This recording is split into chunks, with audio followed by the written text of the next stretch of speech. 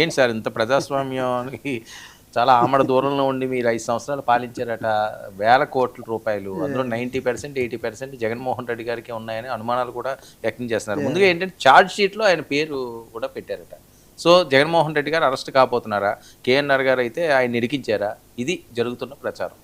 ముందుగా వర్మ గారు మీకు డిబేట్లో ఉన్నటువంటి పెద్దలు తులసిరెడ్డి గారికి, అదేవిధంగా మీ గాదెనకి అడిసిమల్లి గారికి, మా గాదన్నకి మీరు చెప్పినట్టుగా గుడ్ ఈవినింగ్ అండి. అంటే నిజం నిద్ర లేచే లోపల అబద్ధం ప్రపంచం అంతా తిరిగి వస్తుందట. ఇందాక తులసిరెడ్డి గారు ఒక మాట అన్నారు, అన్ని ప్రభుత్వాల్లో ఇది సర్వసాధారణమైనటువంటి ఒక అంశం అన్నాడు. ఇది అవును.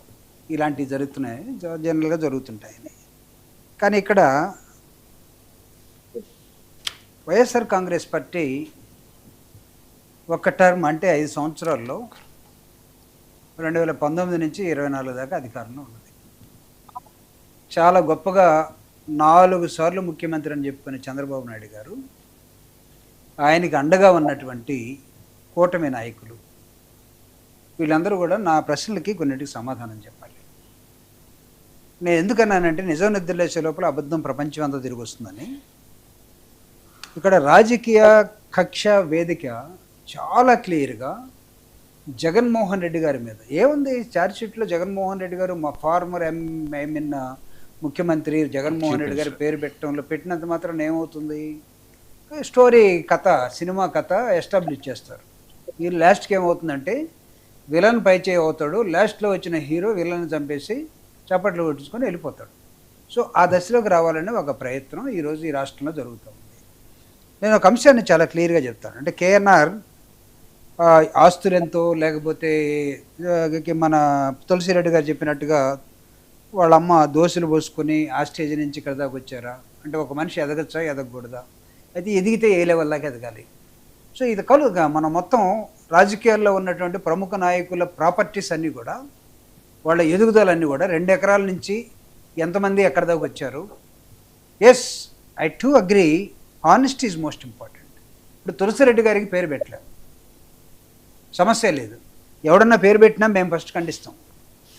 మా కాదన్నా ఇంకా ఎమ్మెల్సీ కాలేదు కాబట్టి అన్న నువ్వు త్వరగా కావాలని నేను కోరుకుంటున్నావు అన్నా, ఎమ్మెల్సీఓ ఎమ్మెల్యేఓ నెక్స్ట్ అవుతావనే భావిస్తూ ఉన్నాను. పొరపాటున ఒంగోలు కమిటీ రద్దు చేసినట్టుగా గుంటూరు కమిటీ రద్దు చేయకుండా చూసుకోండి. మళ్ళా ఎవరికేం చెప్పకుండా కమిటీలు రద్దు అవుతావున్నాయి మీ దగ్గర గట్టిగా మాట్లాడితే.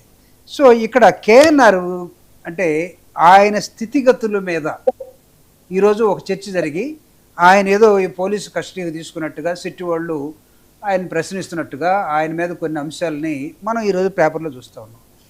ఇప్పుడు ఏం జరుగుతుందంటే రాష్ట్రంలో ఒక పెద్ద గందరగోళం ఉంది.